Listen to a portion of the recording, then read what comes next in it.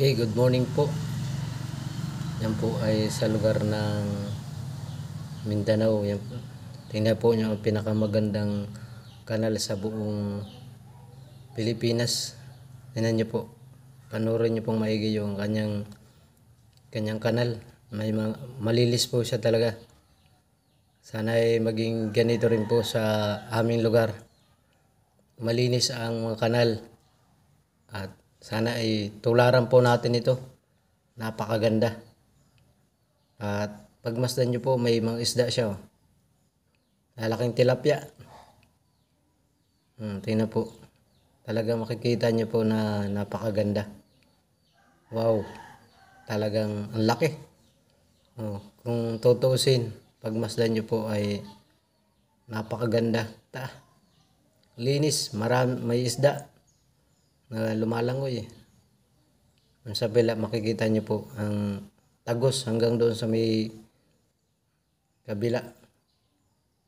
Kita nyo napakalinis po talaga. At mapapahanga ka po talaga. Ito po ay mapapanood na po sila sa National TV. Ang ganda talaga po.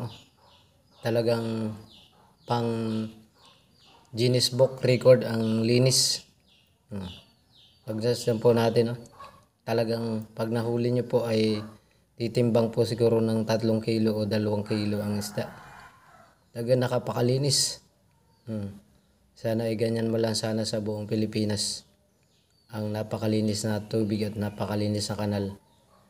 Kasi po sabi rito, bawal mamingwit. Bawal po mamingwit ng isda. Ay kanilang pinagbabawal. Kaya ito po ay talagang isang halimbawa na napakalinis na lugar. Kaya kung kayo po ay manghuhuli, may CCTV. Kaya napakaganda ang napagmasdan ang ganda ng ilog, ang kanal, no? Tingnan po.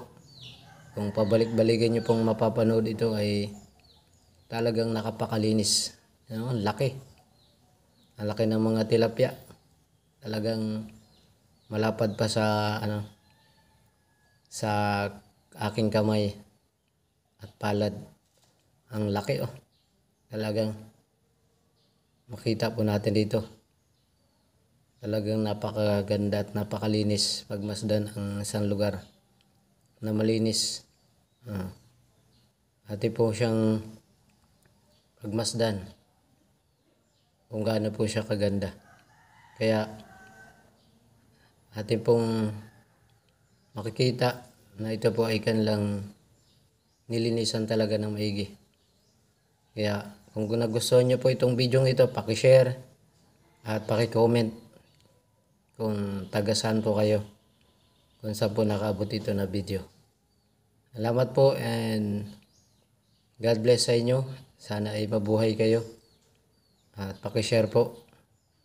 Ako po ay namamangha talaga sa napakagandang ilog. Tingnan nyo po, talagang napakaganda. Napakalinis pa. Kaya pagmasdan po ninyo, napakalinis. Talagang hindi po siya salamat po and God bless. Bye-bye.